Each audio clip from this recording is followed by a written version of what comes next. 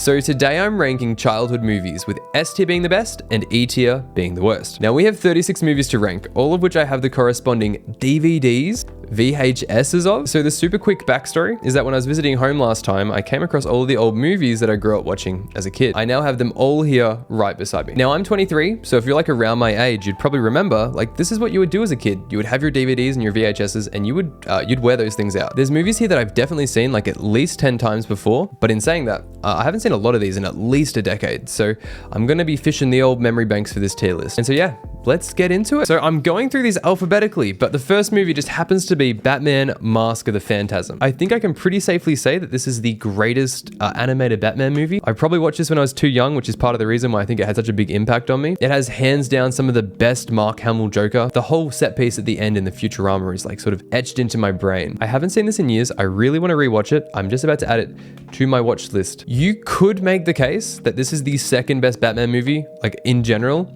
and still sound kind of reasonable. I'm not going to do that, but what I am going to do is put this straight into the S tier. Bionicle Mask of the Light, the movie. Does anybody remember this? When you used to rent out movies, you'd have weekly or overnight, and then you'd have your genre in the corner somewhere. We probably stole this, to be honest. And as for the movie, I don't think it's particularly good. I remember even as a kid not being that into it. I think the sole purpose of this movie existing is to sell Bionicle toys, which clearly worked because I think I had a Bionicle. Now, I don't know who I'm upsetting by doing this, but it's going in the E tier. Next up, Brother Bear. Now, this is what piracy looked like in 2003. Very thin case on this one. Now, my memory of this movie is kind of foggy. I know Joaquin Phoenix is in it. I always associated Foo Fighters Learn to Fly with this movie. I don't know if that's a false memory or if that's accurate. And so I'm going to put this in the C tier because I don't really have enough to go off of. I don't know who was hooking us up with these pirated movies, but thank you. I'm going to say it.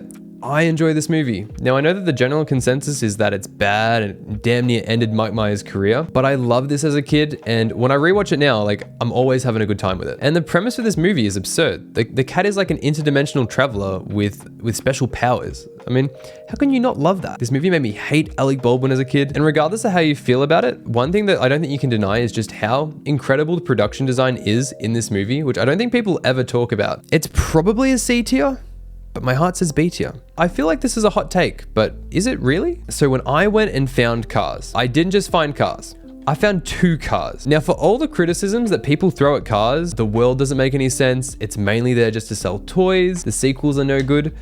This movie, this first Cars film, is a lot better than people remember and give it credit for. And I stand by that claim because I watched this movie only a couple of months ago and I was genuinely surprised by how much I enjoyed it and like how emotionally affecting like the movie actually is. It's really funny. It has Paul Newman in it. When it starts playing Life is a Highway, I think my life is peaking. Now, I made a separate tier for Pixar movies. I wanted to maintain some semblance of like a bell curve on this tier list. So I'll be putting all of the other Pixar movies in the Pixar tier, but just know that by default, that's kind of already an S tier, isn't it? So next up, we have Chicken Run. This is a movie that I would happily rewatch. And this film has like some guts to it. It is not afraid to get incredibly dark. One of the scariest things to me as a kid was Mrs. Tweedy's pie machine. Chickens go in, pies come out. So Chicken Run, I was gonna put at the top of B tier, but the Cat in the Hat's there. So I think this is an A tier movie.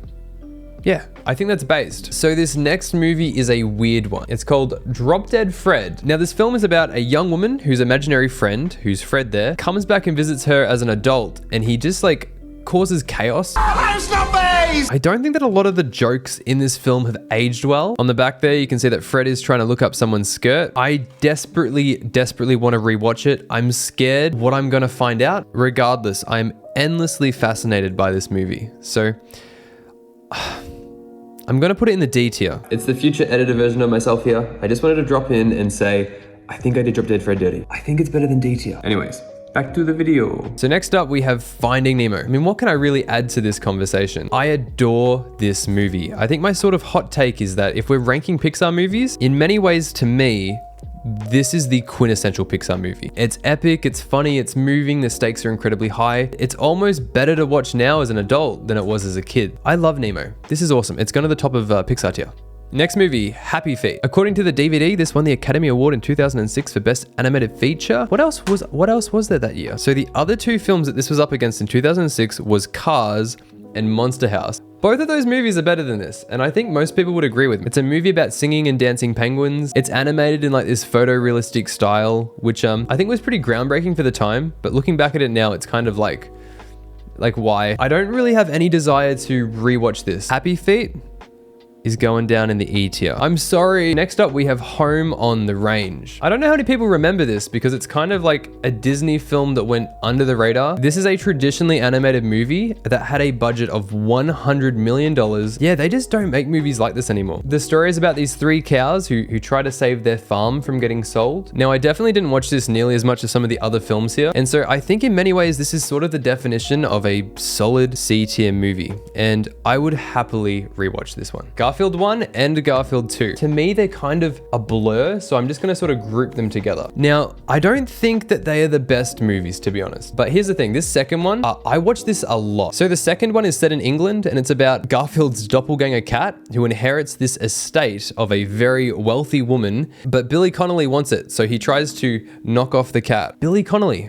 I love Billy Connolly, man, and he is firing on all cylinders in that second film there. You savage beast, how dare you! Get out of it! Smithy! There's something in the pool, Smithy! And these movies are probably E tier, but Billy Connolly. And I will just have them be grouped together. Next up, Ice Age. You can see that I watched this a lot as a kid because it is falling apart. I thought that Sid was the funniest thing on the planet. Where is he? There he is. Sometimes in my day-to-day life, when there's like one thing left of something, I say, the last melon. Which is from this movie. Now, I'm not the biggest fan of the sequels, but this first one, I actually think it's a B tier. And looking at this, yeah. Land Before Time 1, Land Before Time 2, and then for some reason, Land Before Time 8. The death of Littlefoot's mother was devastating to me as a kid. I saw that Jenny Nicholson did an incredible video where she ranked every single Land Before Time movie, but in my brain, I really can't distinguish between them. I think Land Before Time belongs in the B tier. And because I can't tell them apart, I'm just going to group them all together. And next up, we have The Lion King. One of the great movies of all time. And even back in 2003, when this VHS came out, Disney was not afraid to boast that. Look at that. Masterpiece. Mufasa's death scene, one of the most tragic, moving movie scenes of all time. When you're 4 years old and you watch that, that changes your brain chemistry, man. Jeremy Irons is amazing as Scar. Yeah, I just feel like anything I say is just echoing sentiments that have already been said. It's the easiest S tier of all time. Where are you, Lion King? Up there in S tier.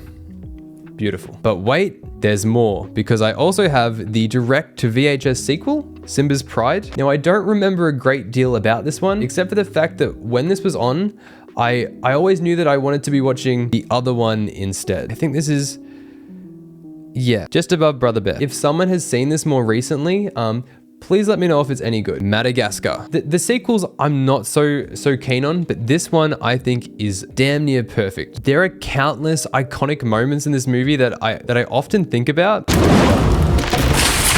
maniac! You burned it up! Darn you! Darn you all to heck!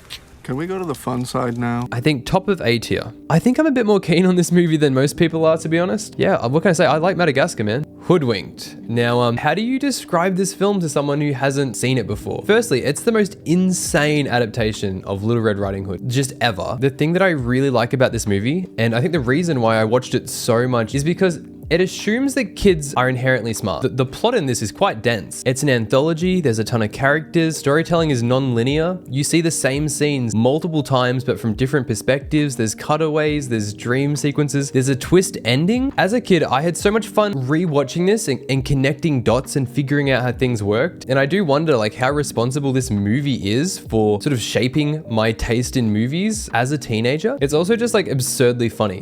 Stop singing for one moment. No, I can, I wish I could, but a mountain witch done put a spell on me 37 years ago. I'm going to put it all the way at the top of A tier. I've hyped this movie up quite a lot, and I feel like I'm alone in this thinking. Men in Black. Look how cool this VHS is. The MIB has a shine to it. So here's the thing. I know that this is an A tier movie. You've got Tommy Lee Jones and Will Smith operating at the height of their powers, but when I was a kid, I didn't really watch this that much. I think this is due for a rewatch. It's also kind of random to have it in the mix here with all these animated films, but I just happen to have Men in Black. I expect it to be an A tier. I'm gonna put it just up here at the top of B tier. But dude, this is seriously some of the coolest packaging I've ever seen on a movie. With the green Monster House. This is a movie that I watch like every 2 or 3 years. And every time I watch it, I'm like, geez, it's even better than I remember it being. I love the choice to set it in the 1970s. Like the ambiance and the aesthetic really adds to the creepiness of it. There's moments in this movie that just like live in my brain.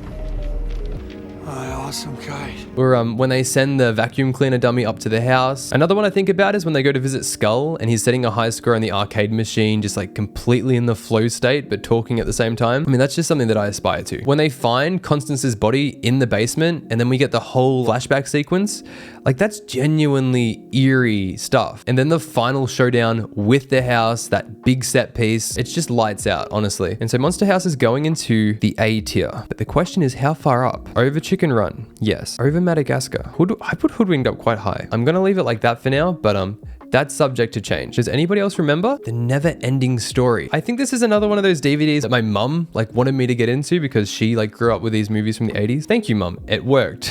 I love the aesthetic of this movie. I love the world of this movie. I love the 1980s-ness of this movie. This sort of era of 1980s Jim Henson dark fantasy, obviously with this movie and Labyrinth, there's just nothing else like it. This movie also features the single most traumatic movie scene of all time. Artex! Yeah, if you've seen this, you know what I'm talking about. This is going back onto my watch list and into A tier.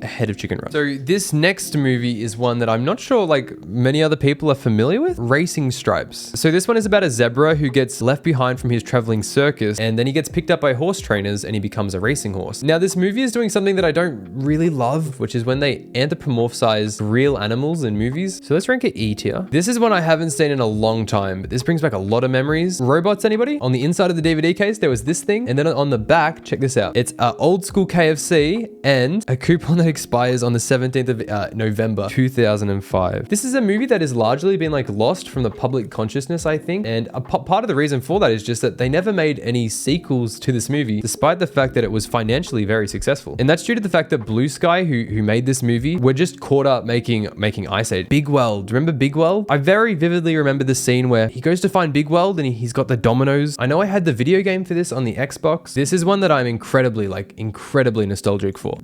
Above Peter Pan.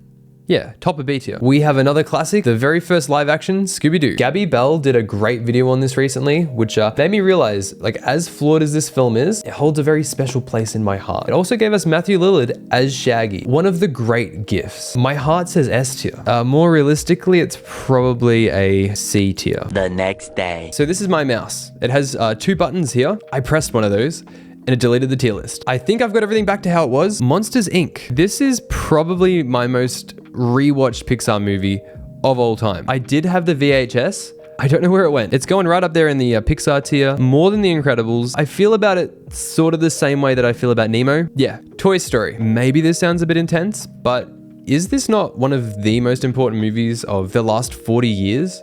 Its influence is, I mean, you can't overstate it. A lot of the movies that are down here, they probably never happen, or at least not in the way that they did without Toy Story. And if you haven't seen this recently, you might not realize that it's only 77 minutes long and it's watertight. There is no fluff in this movie. Minute for minute, pound for pound, maybe one of the greatest movies ever. And it's even more amazing when you think about just how big of a risk this movie was. It could have gone wrong in so many ways. This type of animation had never been done before at a feature length. They got Tom Hanks, who at the time was the biggest movie star in the world, and it all comes together.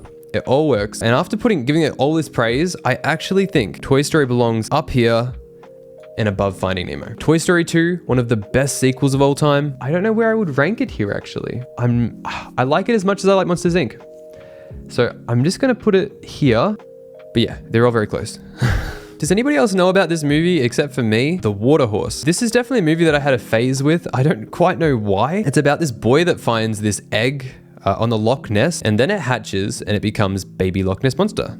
Except it's growing up too quickly for him to keep it a secret. What I will say is I think the CGI is like super impressive for 2007, but yeah, I'm feeling a D tier on this one. I feel kind of bad about this. Waterhorse stands. If you exist, if you're out there, let me know. Have I evaluated this film, and do I need to rewatch it? Who Framed Roger Rabbit? Now, this isn't necessarily underrated. People do rate this movie highly, but I do feel like there's a generation of people that don't even know this movie exists. Just from a technical standpoint, it is hard to fathom how they achieved this in the 1980s with hand painting. The Toontown sequence might be one of the coolest things like I've ever seen. Some of the crossovers with the cartoon characters in this was more exciting to me as a kid than like Andrew Garfield and Tobey Maguire in No Way Home. This movie should not work, but I really think it does. I'd be super curious to see what other people rate this in this tier list, because for me, this movie is the top of S tier. I'm also just going to quickly put Land Before Time above Ice Age. Oop. Now I know there's a lot of omissions from this list. Where's Shrek? Where's Over the Hedge? Where's Emperor's New Groove? Etc. I was just working off of the movies that I actually had on me. If people were interested, I would consider doing a part 2. Maybe like every childhood movie. That would be a very long list. The theme for the next couple uploads is going to be this sort of nostalgia type thing. Subscribe, like, and I will see you in a couple of weeks.